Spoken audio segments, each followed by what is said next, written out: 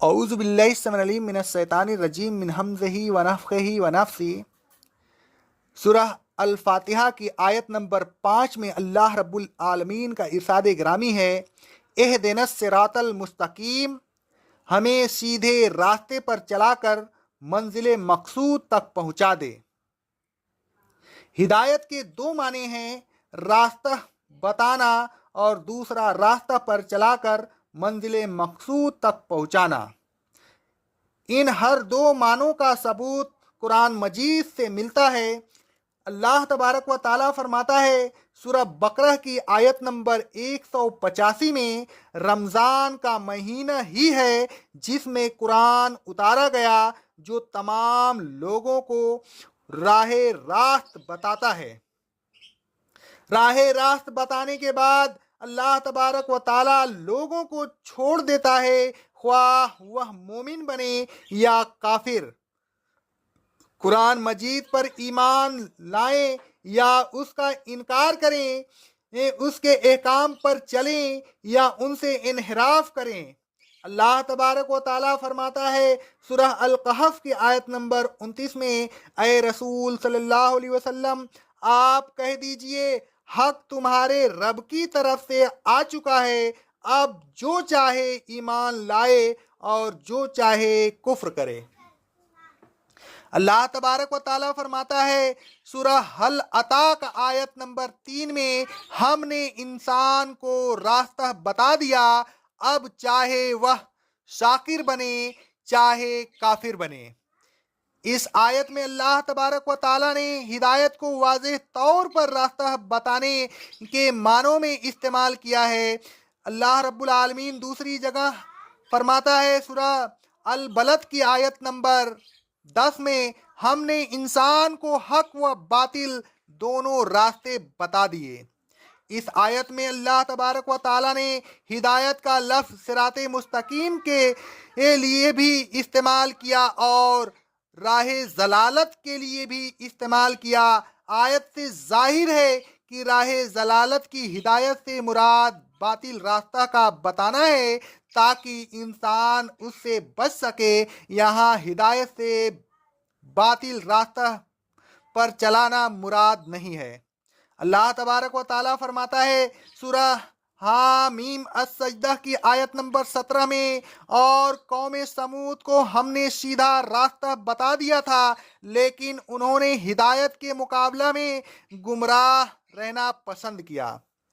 اس آیت میں ہدیناہم میں ہدایت کے معنی بتانے کے ہیں، ہدایت دینے یا ہدایت پر چلانے کے معنی نہیں ہیں۔ دوسری معنی کا ثبوت اللہ تبارک و تعالیٰ فرماتا ہے سورہ بقرہ کی آیت نمبر 2 میں، یہ کتاب متقی لوگوں کو سیدھے راستہ پر چلا کر منزل مقصود تک پہنچا دیتی ہے۔ ہدی للناس اور ہدی للمتقین سے واضح ہو گیا کہ دونوں جملوں میں ہدایت مختلف معنوں میں استعمال ہوا ہے۔ پہلے جملہ میں صرف راستہ بتانا مراد ہے اور دوسرے جملے میں راستہ پر چلا کر منزل مقصود تک پہنچانا مراد ہے۔ اللہ تبارک و تعالیٰ فرماتا ہے سورہ بقرہ کی آیت نمبر 5 میں، متقی لوگ ان کے رب کی طرف سے آئی ہوئی ہدایت پر قائم ہوتے ہیں اور متقی لوگ ہی نجات پاتے ہیں، یعنی منزل مقصود تک پہنچ جاتے ہیں۔ اس آیت سے واضح ہو گیا ہدی للمتقین میں ہدایت سے مراد راستہ بتانا نہیں ہے بلکہ راستہ پر چلا کر منزل مقصود تک پہنچانا مراد ہے۔ ایک اور جگہ اللہ رب العالمین کا ارشاد گرامی ہے سورہ بقرہ کی آیت نمبر 264 میں، اللہ کافروں کو سیدھے راستے پر چلا کر منزل مقصود تک نہیں پہنچاتا۔ اس آیت میں ہدایت کے معنی راستہ بتانا ہرگز نہیں ہو سکتے، اس لیے کہ راستہ تو اللہ تبارک و تعالیٰ ہر انسان کو بتاتا ہے جیسا کہ ہدی للناس سے ثابت ہے۔ البتہ اللہ تبارک و تعالیٰ हर इंसान को सीधे रास्ता पर चलाकर मंजिल मकसूद तक नहीं पहुंचाता। सीधे रास्ते पर चलकर मंजिल मकसूद तक पहुंचने के लिए अल्लाह तबारक व ताला के खौफ और तकवा की ज़रूरत है। अल्लाह तबारक व ताला फरमाता है सूरह अनआम की आयत नंबर 125 में, अल्लाह तबारक व ताला जिस शख्स को राह रास्त पर चलाकर मंजिल मकसूद तक पहुंचाना चाहता है उसके सीने को इस्लाम के लिए खोल देता है।